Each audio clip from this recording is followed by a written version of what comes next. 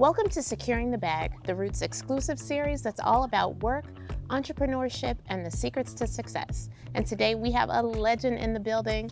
Our guest is model, actress, entrepreneur, and now the star of her own one-woman off-Broadway show, Miss Beverly Johnson. So I want to jump in right away and talk about your show, Beverly Johnson in Vogue. How difficult is it for you to get on stage and talk about things that are very personal? Well, difficult things are difficult to talk about, but also it's cathartic and it's necessary. I have the view and the idea that stories are really important to tell, and particularly Black people's stories, because we've been so resident in not wanting to tell our story, the good and the bad.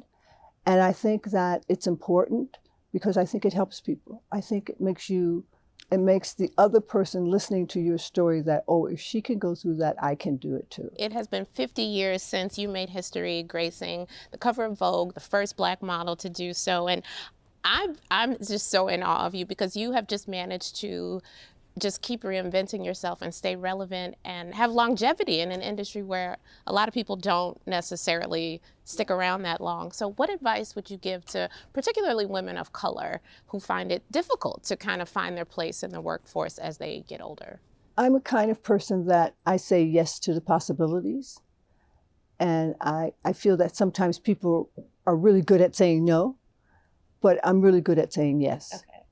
And because if you don't say yes, you never know if it would work or it didn't work, or it opens up so many doors once you say yes. When you say no, the scene is over, as my improv teacher would say. The moment you say no, that scene is over. So you were modeling at a time when there were very few models of color. And so I want to talk a little bit about kind of the relationship between, there was yourself, Pat Cleveland, Iman, very few people, who look like us. Were you able to find strength and support from those other models of color, or did you feel like you guys were constantly competing for the same few jobs? What happened out of from civil rights and in the 70s in New York, there were so many Black models, more than there are now. There were Black modeling agencies. It was really just thriving because of the civil rights movement.